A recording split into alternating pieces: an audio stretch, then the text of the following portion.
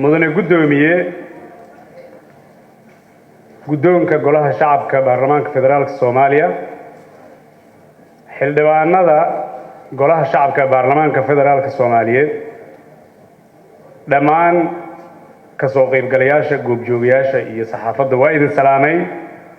salaan ka bacdi guddiga diyaarinta xeerarka dhamaystirka sharciga doorashooyinka qaranka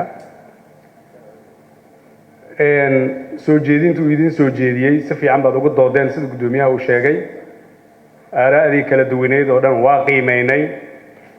qodobka matalaada gobolka Banaadir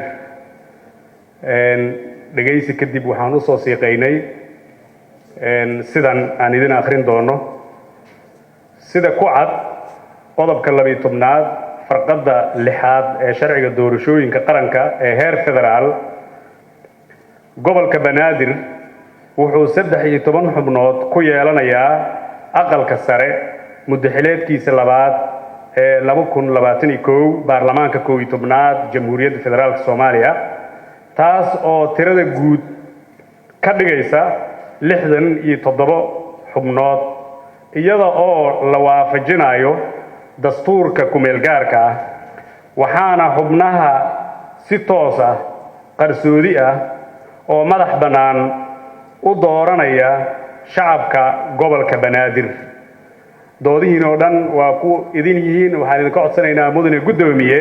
in loo codeeyo aad baan u mahadsantihiin wassalaamu calaykum waraxmatullaahi wabarakaatuh soo jeedinta guddiga inta ogol u codeynaysa gacanta taaga hala soo tiriyo soo jeedinta guddiga ay soo jeediyeen waxaa ka aamusay ma jiraan waxaa diiday 4 cod waxaa ogolaaday 142 cod ogolaaday sidaas waa sax